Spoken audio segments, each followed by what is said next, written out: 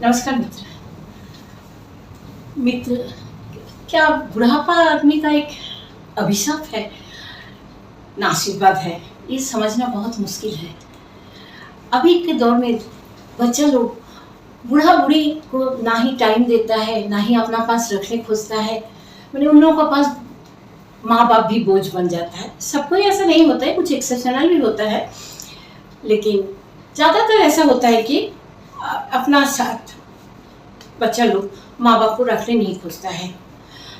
माँ बाप कितना भी आर्थिक रूप से स्ट्रांग क्यों ना हो, फिर भी उन लोग वो चीज़ कभी परवाह नहीं करता है, क्योंकि उन लोगों को पता ही है कि अरे कहाँ जाएगा वो पैसा, बूढ़ा बूढ़ी का मर जाने से तो हम ही लोगों को मिलेगा।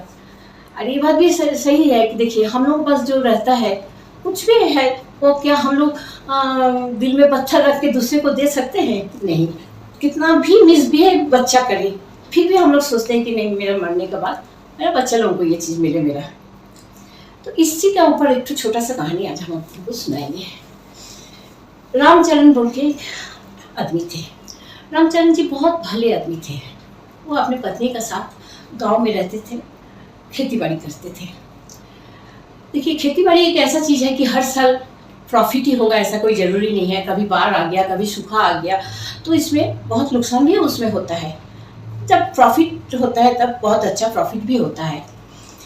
रामचरण जी का एक बेटा था। रामचरण जी लेकिन बेटा को कभी भी खेत का काम में अपने साथ हाथ बटाने नहीं दिया। उनको शुरू से ही था कि नहीं, मेरा बेटा किसान नहीं बनेगा, हम बेटा को पढ़ा लिखा कर अच्छा से इंसान बनाएंगे, उसको हम नौकरी करने के लिए बाहर भेजेंगे। उनका मन का इच्छा जो था भगवान सुन लिए। उनका बेटा का पढ़ाई लिखाई खत्म होने के बाद गोपालगंज में, बिहार में गोपालगंज बोल के जगह है, वहाँ पर उनका बेटा का एक स्कूल में नौकरी लग गया। नौकरी करने का कुछ दिन बाद रामचरण जी और उनका पत्नी मिलकर सोचे कि अब तो बेटा वहाँ अकेले रहता है, हम लोग तो गांव का घर को छोड़ के, खेती बाड़ी छोड़ के जा भी नहीं सकते हैं। खेती बाड़ी मतलब गाय में, घर में आपका गाय रखना है, बहुत सारा लोग रखना है खेती बाड़ी करने के लिए, तो छोड़ के कैसे बेटा के पास जाके गोपालगंज में रहेंगे। तो ये सोचते हुए नौकरी करने का कुछ ही महीना बाद बेटा का शादी करवा दिए। ठीक है, बेटा का शादी कर दिए। शादी करने के बाद बेटा का थोड़ा सा आना जाना भी कम हो गया, तब फोन का उतना ही नहीं था।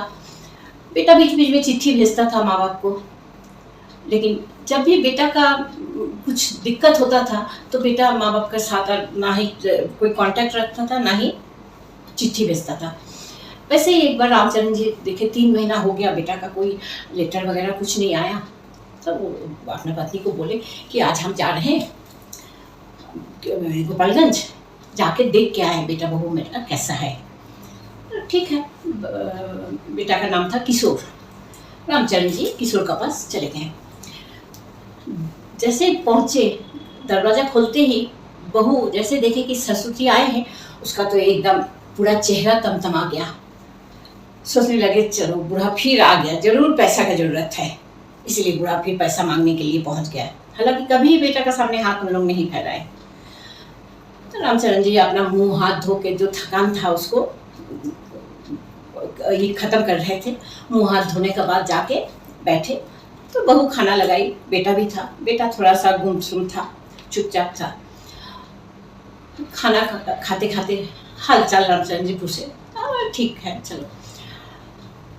फिर खाना खाने के बाद रामचरण जी इशारा करके किशोर को बोला कि यहाँ बैठो, मेरा बगल में कुर्सी में बैठो। किशोर बैठ गया माथा नीचे करके। तो रामचरण जी अपना पॉकेट से 100 का कुछ नोट निकाल के एक गड्डी जैसा बना के किशोर का हाथ तो लेके थमा दिए। किशोर पहले शर्म से नहीं लेना चाह रहा था, नहीं मत दीजिए। तो बोल रहा, देखो किशोर, हमको समझ में आ रहा है कि तुम अभी कुछ मुसीबत का वक्त से गुजर रहे हो।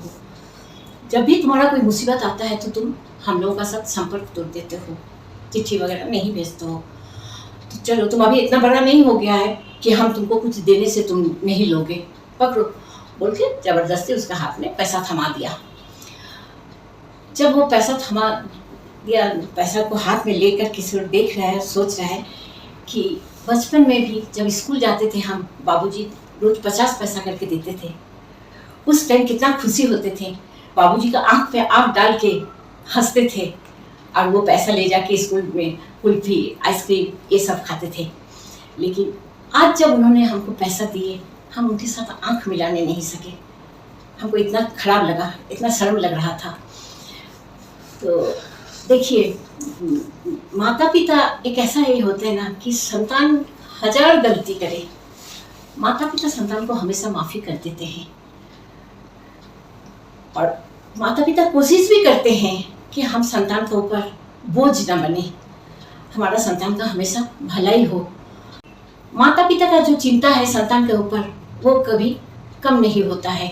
हमेशा अपना संतान का भलाई के लिए सोचते रहते हैं, चाहे उसका अपना स्थिति अच्छा हो चाहे बुरा हो, निस्वार्थ प्रेम से वो अपना संतान के लिए करते हैं। और इसीलिए सभी संतान को यही एक बात बोलेंगे कि माता पिता को कुछ करो ना करो, थोड़ा सम्मान दो, थोड़ा समय दो। चाहे तुम उसको आर्थिक हेल्प करने सको चाहे नहीं सको, कोई कुछ भी बोले किसी का बात पे कान मत देना, क्योंकि माता पिता तो माता पिता ही होता है ना। ठीक है मित्र, अगर ये जानकारी आप लोग को अच्छा लगा तो ज़रूर सब्सक्राइब कीजिएगा, शेयर कीजिएगा। नमस्कार।